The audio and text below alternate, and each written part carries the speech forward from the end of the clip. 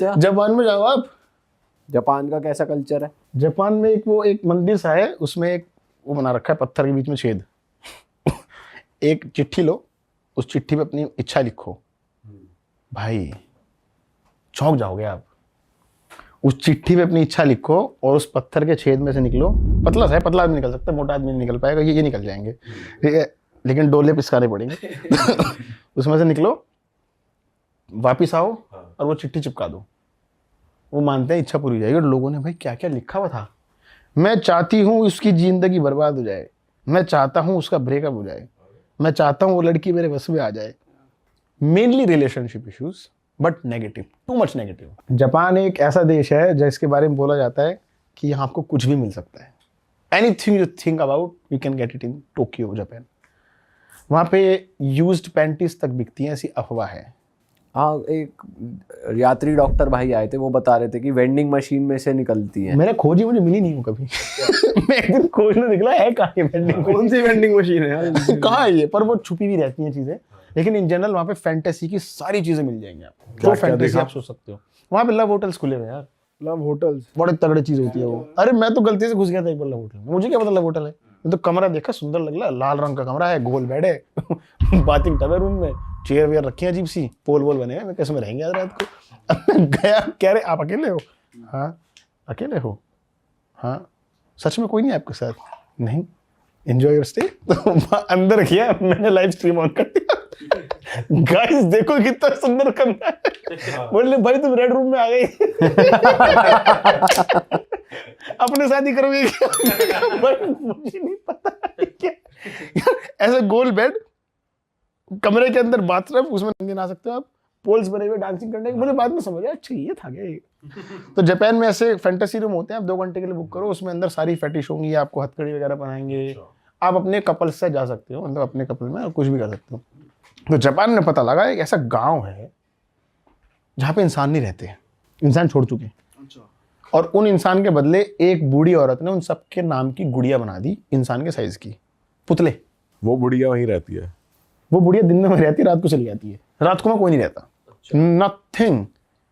और वहाँ पहुँचना थोड़ा डिफिकल्ट है, आपको ट्रेन या बस, लोकल टैक्सी बदल बदल के जाना पड़ेगा, इसलिए लोग अवॉइड करते हैं। पर आपको कैसे पता चला इसके बारे में? मैं तो चैट जीपीटी से पूछ रहा था जापान में क्या क्या खास है। उसने कहा स्केयर करो विलेज। मैंने कहा अब ये तो, but no one does it. अब तो करना ही है, मना कर रहे हो तो करना ही है। तो मैं पहुंचा, भाई साहब 4:30-5 बजे मैं पहुंचा, और मैं देख के हैरान हो गया था भाई। मैं दिन में देख के हैरान हो गया था कि ऐसे सड़क किनारे 4 लोग खड़े बात कर रहे हैं। मैंने देखा 4 लोग कौन है, देखा गुड़िया थी वो तो। दे लुक रियल मैन, उनके बाल हैं, हर बंदे का कैरेक्टर है, ड्रेस है, हर बंदे की स्टूडेंट होगा, टाई होगी, वो साइकिल पे खड़ा होगा बंदा, साइकिल असली उसके नीचे लगा रखी, तो बड़े बड़े मतलब वो पपेट्स बना रखे प्रॉपर साइज के हैं। और मैं जब पहुंचा तो मैंने कहा वेरी गुड, अच्छा है, चलो देख लिया, हो गया, वापस चलते हैं। बोले अब तो लास्ट बस तो चली गई। और वो सन्नाटा, सब चले गए। मैनिक्विन टाउन लग रहा है एक तरीके का। मैनिक्विन टाउन जो ये पुतले जो होते हैं, मैनिक्विन। मैंने इस बारे में सुना नहीं। हाँ, ये भी कहते हैं उनको, मतलब कि वही प्लास्टिक के पुतले टाइप। प्लास्टिक के नहीं, वो क्या करती थी, वो असली अखबार भर के उनके अंदर, वो देवर फ्लेक्सिबल। तो अब वहां से सब गायब। 5 बजे मैं कहा वापस कैसे जाए, सब गायब। और फोन में उनकी बैटरी गिरने लगी, दिन गिरने लगा। तो मैंने अपना बैग कहीं रख दिया सड़क किनारे, कोई था ही नहीं डर, और जापान में डर लगता भी नहीं ऑनेस्टली। तो मैं 2 घंटा घुमा हूँ, खटकाया दरवाजे, पानी, खाना, होटल, रेस्टोरेंट। और घर कैसे बने हुए हैं, मतलब ठीक है? फिर कोई रहता ही नहीं उनमें, घर है बस खाली, अबेंडेंट, सब अबेंडेंट। और अंदर फर्नीचर वर्नीचर सब रखा है अंदर, किचन फर्नीचर सब है, छोड़ चुके धूल लोग। धड़क्कड़ पूरा, मकड़ी के जाले। हाँ सब। 1-2 में मैं खोला, अंदर कोनिचिवा, मतलब हेलो कोनिचिवा को गया नहीं रहा। मुझे लगा कोई ये ना लगा दे। और अंदर पुतले नहीं है जैसे बाहर दिख रहे हैं आपको, कि घर के अंदर भी पुतले लगा रखे हैं, डॉल। घर के अंदर एक घर में थी और उसी घर में रुका था मैं। 2 घंटे में घूमा भाई, पानी तो मिल जाए।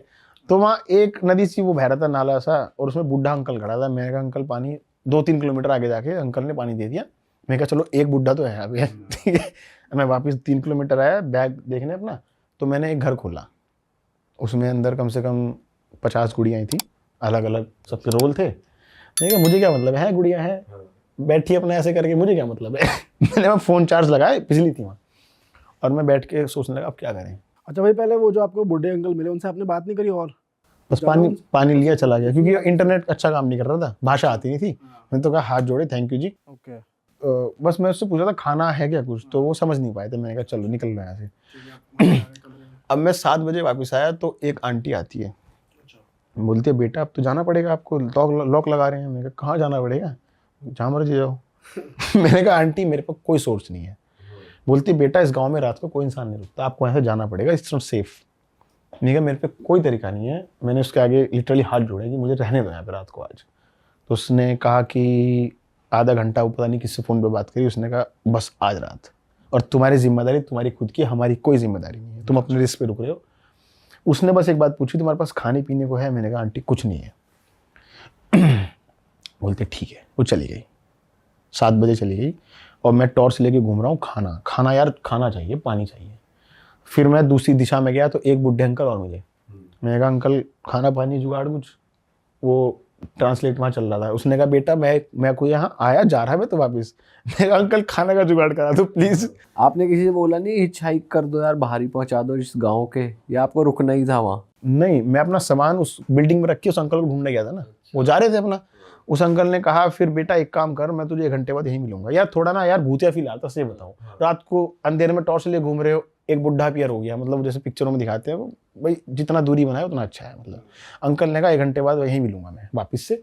मैं अपने कमरे में आया वापस उस पर जगह पे, 1 घंटे बाद गया तो अंकल एग्जैक्ट 1 घंटे बाद हाथ में रामेन की 2 कटोरी 2 पैक करा के लेके खड़े थे। एग्जैक्ट 1 घंटा, 1 मिनट भी फालतू नहीं। This is called Japanese.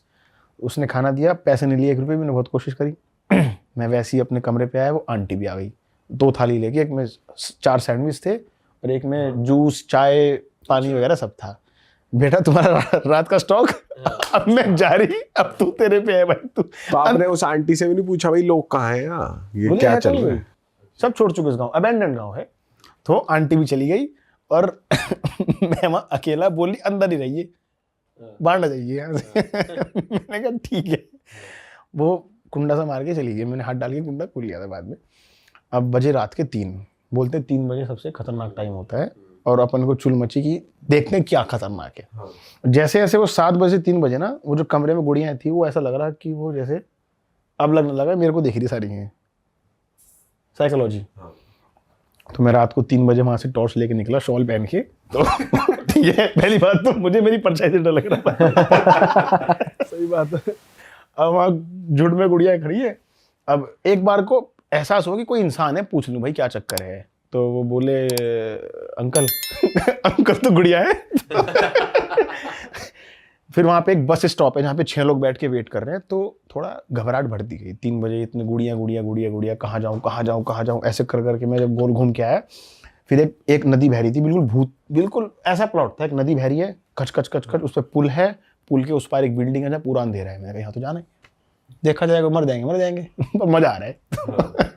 अभी तक डर नहीं लग रहा है। तो मैं टॉर्च लेके उधर गया। अच्छा आप एक बात बताओ, जब भी भूत की या ऐसे इंसिडेंट होते हैं, सबसे रिस्की चीज क्या लगती है आपको? हर किसी को उस मोमेंट में क्या करने से डर लगता है? पीछे मुड़ने से। यही था बस सारा खेल। मैं वो पुल पार करके गया, वो एक स्कूल था, उस स्कूल में 300 गुड़ियाँ थी कम से कम, बच्चे, पेरेंट्स, प्रिंसिपल, और पूरा अंधेरा गुम, और मैं टॉर्च लेके घूम रहा हूँ अंदर। पीटीएम देख रहे हो क्या? भाई अंदर जैसे गया, एक गुड़िया शायद ऊपर से वो गिर गई, लटकी थी, हल्की सी हिल गई, और मेरे मुंह से तुरंत निकला जय हनुमान ज्ञान गुण सागर। और इसके बाद याद ही नहीं आ रहा। प्रैक्टिकल और थ्योरी में फर्क है ना। जय हनुमान ज्ञान गुण सागर, जय कपीस तीर्थो गुसागर।